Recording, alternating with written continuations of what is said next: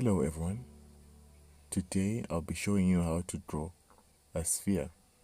So we start off by drawing a circle. Obviously you need a paper and a pencil.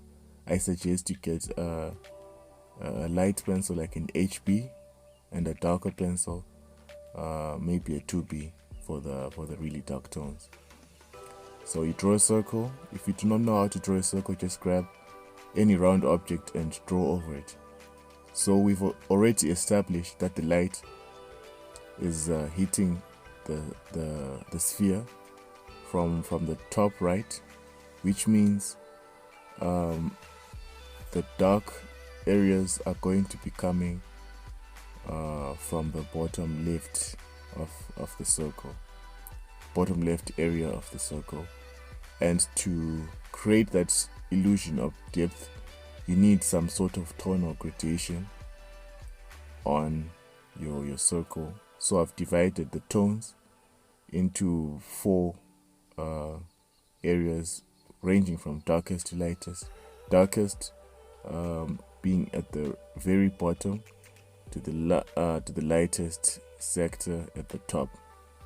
And when I'm done, the only thing left for me to do here is to shade. And just for you guys who are new to drawing and you might not know how to shade, well, I suggest you go watch my video on shading techniques. I believe it will help you, as a start to understand different types of shading techniques and where you can implement them and what not. Anyway, for this particular scenario or instance, the shading technique I love to use is cross-hatching. The reason why I love cross-hatching is that it helps with blending and generally the smooth transition from, let's say, a dark tone to a lighter tone, which you will see as I continue to shade here. Now, as we begin to shade, we start by using the lightest pencil. This helps us to add those really light tones, because the darker pencils do not really work great when you're trying to add those really light tones. And another thing that you must do when shading is to shade in layers. So in order to do this, we start with the lightest tone, obviously. Then as you move, you gradually add more darker and darker tones to your drawing. This will allow you not to ruin the texture of the paper, because if you start just by putting the darkest tone, you are in risk of damaging the texture of the paper, which we do not want, because it creates those glowy effects on the paper and makes your paper too smooth, which will make it even harder, to add even darker tones to your drawing.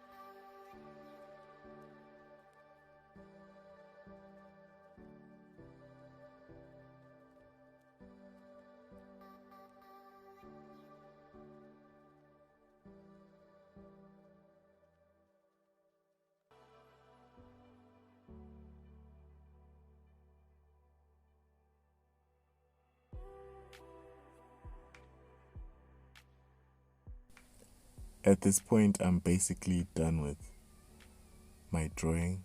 It is just a matter of adding darker tones to the point where I'm satisfied with the drawing. But anyway, I'm done with the drawing. As you can see, you can already tell that it has some 3D feel to it. You almost feel like it's a three-dimensional object. It's a real ball. But anyway, I'm done with the drawing. Enjoy the rest of the video. Catch you in the next tutorial.